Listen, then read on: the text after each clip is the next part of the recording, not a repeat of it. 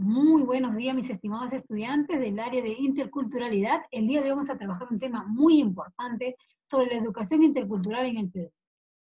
¿Cómo se da esta educación intercultural en el Perú? Bilingüe, ¿no? ¿Cómo, qué se ha hecho hasta hoy en día? ¿Cuáles son los desafíos, los retos que se tienen hoy en día con respecto a la educación? Sabiendo que la educación es un derecho para todos. Muy bien, vamos a compartir la información para conocer un poco más sobre este tema. Si bien es cierto, la educación bilingüe en el Perú, actualmente existen 52 pueblos originarios y a lo largo de la historia ha recibido contribuciones, si bien sabemos, de diversas culturas, como la cultura afroperuana, la cultura china, europea. Sin embargo, nuestra cultura, el cual, por ejemplo, sufre mucho estos rezagos o que llegue la educación, respetando su lengua, respetando su cultura, porque es como su fuente de riqueza que tienen ellos, es su lenguaje en el cual se le debe enseñar. Sin embargo, se ha centrado siempre la educación en la homogenización, quiere decir a todos enseñarle la lengua castellana, en general, sean de donde sea.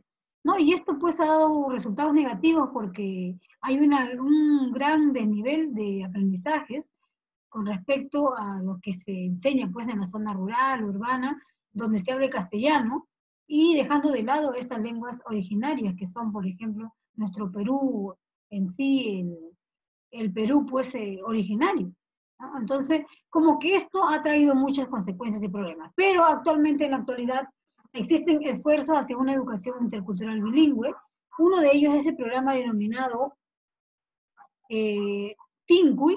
Este programa TINCUY está organizado por el Ministerio de Educación, que se dio inicio en el 2013, dirigido por la doctora Elena Burga, directora general de este programa de educación intercultural bilingüe y rural del Ministerio de Educación, que buscó recoger todos los aportes y opiniones de los niños, niñas, indígenas, afroperuanas, para construir una nueva forma de trabajo, una estrategia, ¿no? Y sobre todo los logros de aprendizaje que habían en este momento, hasta ese momento ya hubieran captado, pero era muy limitado. Entonces se dieron cuenta en este resultado, en este diagnóstico, que no se está logrando el aprendizaje porque no se está enseñando en su lengua originaria, en su lengua materna. Entonces, la educación bilingüe intercultural viene a ser la planificación de un proceso educativo en el cual se usan como instrumento de educación la lengua materna de los educandos y su segunda lengua, ¿no? Que se le podría enseñar también, o sea, no quiere decir por esto de que solamente ellos van a aprender su lengua materna y listo, no, sino que también les podemos enseñar la lengua castellana, la lengua que ellos se puedan socializar, ¿no? Buscar, por ejemplo, trabajo más adelante, educarse profesionalmente. También pueden utilizar las dos, pero debe partir el aprendizaje desde su lengua materna. En el Perú existen más de 1 millón de niños y niñas adolescentes indígenas. Estos niños y niñas deberían recibir una educación que respete su lengua y su cultura. La educación intercultural bilingüe es, por ejemplo, que los niños deben mantener su lengua originaria a nivel oral y a nivel escrito. Es un derecho de los niños, niñas y adolescentes indígenas, y este derecho implica el uso de las lenguas y el uso de las culturas indígenas durante el proceso de aprendizaje escolar. Esto quiere decir que los alumnos van a aprender a partir de lo que conocen, a partir de su lengua materna, de su lengua de origen. No le podemos enseñar castellano cuando ellos nunca han tenido ningún mínimo de relación de nivel con el castellano. Por ello, los maestros que van a enseñar, es importante que sean maestros que dominen esta lengua para que puedan llegar a los estudiantes.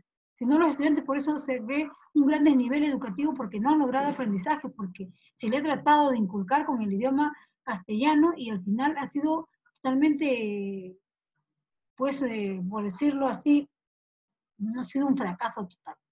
Bueno, entonces, en muchas escuelas a los estudiantes se les comunica o se les continúa enseñando solo el castellano. O sea, todavía tenemos que en estos lugares originarios aún se les sigue enseñando el castellano como una única lengua, ¿ya? Sin que puedan entender este idioma o lo hagan con mucha dificultad. Bueno, algunos logros que se ha dado durante este tema de la educación bilingüe: la implementación de un acompañamiento pedagógico de la educación intercultural bilingüe. Quiere decir que hay profesores profesionales que están dando acompañamiento a los profesores que están enseñando para que puedan compartir y articular ambos idiomas. La producción de materiales educativos en lenguas originarias también ha sido un logro bastante significativo. Ver que el Ministerio de Educación ha realizado la creación, la producción de libros en estas lenguas originarias. También eso es un avance. Contar también con docentes que conocen y valoren la cultura de los estudiantes. Hay docentes de su mismo lugar de procedencias que se han especializado en educación y les enseñan con su misma lengua. Entonces también tenemos ahí logros. Pero todavía existe una gran diferencia cuando se le compara con estudiantes castellano hablantes. Quiere decir que el nivel de educación entre un chico de la zona urbana con un chico de la zona indígena todavía se ve pues una gran diferencia, ¿no? Y eso es lo que tenemos que tratar poco a poco llegar, que la educación pueda llegar a ellos en su totalidad, que haya maestros especializados, no solamente un maestro, un docente que enseñe a varios grados, sino especialmente a un solo grado con su contenido, su especialidad de un solo grado. Entonces hay cosas que aún faltan por el ministerio, pero estamos apuntando a ese trabajo, ¿no? Y entonces conocer también a nosotros como maestros, que somos castellano hablantes, debemos conocer también de qué maneras también podemos apoyar a ellos. Y una de las maneras que podemos apoyar es cuando tenemos esos estudiantes que ingresan a nuestras aulas, como maestros tenemos que dejarlos que ellos se expresen en su lengua, tratar de entenderlos y articular que ese niño te puede ser un gran factor de enseñanza para tus otros compañeros, sin necesidad de discriminar ni excluir a ese estudiante, sino valorar su conocimiento, sus costumbres, sus creencias y todas las fortalezas que puede haber acrecentado a esa edad que tiene. Porque cuando reciben orientación sobre cómo usar, incorporarle lengua y la cultura en sus clases, esto es un triunfo total, ¿no? Si los estudiantes conocen, por ejemplo, se les enseña a partir de sus creencias, de su cultura, entonces ellos, es interesante porque pueden aportar, dan conocimiento, dan idea, por ejemplo, ellos conocen mucho, mucho el tema del uso de las hierbas, el uso de las medicinas naturales. Entonces, si tú le preguntas a esos niños, ellos te van a hablar con libertad, porque conocen, dominan ese tema. Entonces, podemos aprovechar justamente lo que ellos conocen de su cultura para que puedan profundizar y trabajar el tema de nuevos conocimientos con mucho más certeza que van a aprender. Bueno, el Minedu presenta materiales educativos en lenguas originarias. Este es un tema muy importante, que es bueno que ustedes lo conozcan, ¿no? Con ocasión, por ejemplo, cuando se celebró el Día de las Lenguas Originarias, que se celebra cada 27 de mayo, la viceministra de Gestión Pedagógica, Susana Helfer, reafirmó el compromiso del Ministerio de Educación de llevar la educación intercultural bilingüe hasta el último rincón del país, para garantizar el derecho de los niños y adolescentes de los pueblos indígenas de aprender en su lengua materna y en castellano como segundo idioma. Al presentar materiales educativos de 27 lenguas, presentaron materiales en 27 lenguas originarias que han sido distribuidos en más de 17.000 escuelas interculturales bilingües. Helfer dijo que el Minedu seguirá empeñado en producir textos en las lenguas que faltan y en que estos lleguen hasta el último rincón del país, pues el derecho de la educación se cumple cuando tenemos niños que aprenden en su propia lengua.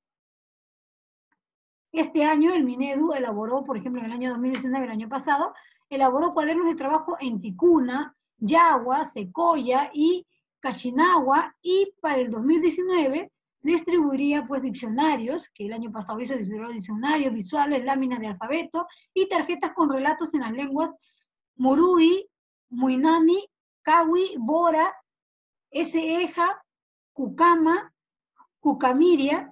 Conscientes de la importancia del factor docente de la educación, hemos desarrollado convenios con universidades que están formando docentes interculturales bilingües. Otra estrategia es la capacidad a los docentes en servicio de a través de las plataformas virtuales en las que acceden a recursos que mejoran su labor en las escuelas. Agregó, por ejemplo, nuestra vocera, Helfer, bueno, en este caso, la representante del Minedu. La viceministra también destacó que en la actualidad el Minedu ha logrado normalizar 40 alfabetos de pueblos originarios en la lengua Izonagua y Nahua, han sido las últimas en lograr el reconocimiento de sus grafías para elaborar materiales educativos. Y esto es cierto, es totalmente cierto, porque a muchos de los maestros, a nosotros en la básica regular, nos ha llegado la invitación de poder llevar el idioma quechua como un segundo idioma, gratuito, qué sé yo, por Perú Educa, por entes del Ministerio de Educación, para poder de alguna manera tener conocimientos vastos para lograr conectarse cuando llegue un estudiante de esas realidades a nuestras aulas. Helfer también dijo que el trabajo por preservar las lenguas y la identidad cultural de los pueblos ancestrales es resultado del esfuerzo conjunto que se realiza con el Ministerio de Cultura, el cual estuvo representando en las actividades por la viceministra de Interculturalidad, Elena Burga. A su turno, Burga afirmó que desde su sector se trabaja por asegurar el uso de las lenguas ya normalizadas, especialmente en las instituciones del Estado. Y tenemos también, por ejemplo, a Segundo Bacuans, quien es un especialista, claro, un especialista directamente que domina el idioma y es de allá, de las zonas nativas. Y en el marco de la Política Nacional de Lenguas Originarias aprobada el año pasado, hemos iniciado, nos dice, la capacitación de servidores públicos en varias regiones para que puedan atender a los ciudadanos de su lengua materna.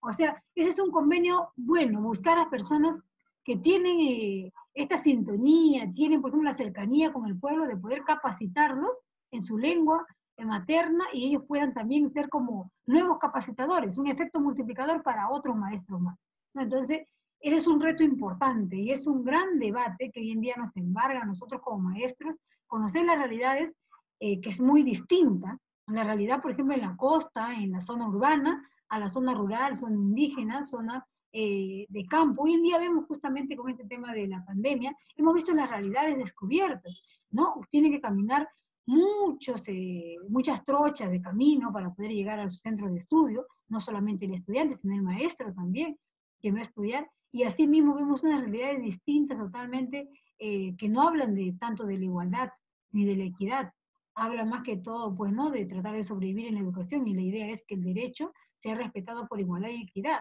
Entonces, ellos buscan ser respetados en su idioma y ser enseñados en su idioma originario materno, que es el quechua, la aymara o diversidad de lenguas que se hablan en la selva.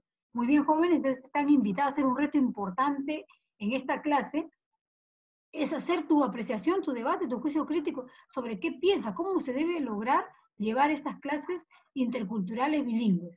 ¿Qué otro desafío más debemos vencer nosotros los maestros? ¿O cómo debemos atender nosotros los maestros a aquellos estudiantes que llegan con estas indicaciones, esta cultura, esta creencia de tener una lengua materna y que de repente en las aulas nos hablen con su lengua materna y nosotros no entendemos? Entonces es importante también rescatar que debemos interactuar y entrar en todas estas capacitaciones que hoy en día nos vinculan en el sector educativo. No porque vayamos a enseñar a la sierra o a la selva, sino porque podemos tener en el aula estudiantes que vengan migrantes de esos lugares. Y la educación es un derecho y tenemos que recibirlo con la mejor actitud y tener conocimientos también, pues, básicos para poder atenderlos a ellos. Que no quiere decir que vamos a ser expertos, ¿no? Si no es nuestro deseo ser expertos, al menos tenemos que tener una comunicación con ellos que pueda darse el entendimiento entre ambos, ¿no? Y claro, enseñarles la segunda lengua, que es el castellano también, pero partir de su lengua que ellos tienen. Muy bien, jóvenes, eso ha sido todo por hoy. Espero que ustedes realicen su actividad que ya les voy a estar enviando y lo hagan con mucho juicio crítico, y la realidad pues ustedes la conocen, la ven diariamente en la televisión, ven las realidades totalmente distintas con respecto a cómo se están educando en las zonas rurales, ¿no? Y nosotros, por ejemplo, en la zona urbana, que tenemos el privilegio de poder estar cerca de la tecnología. Muy bien, jóvenes, ha sido un gusto, nos vemos.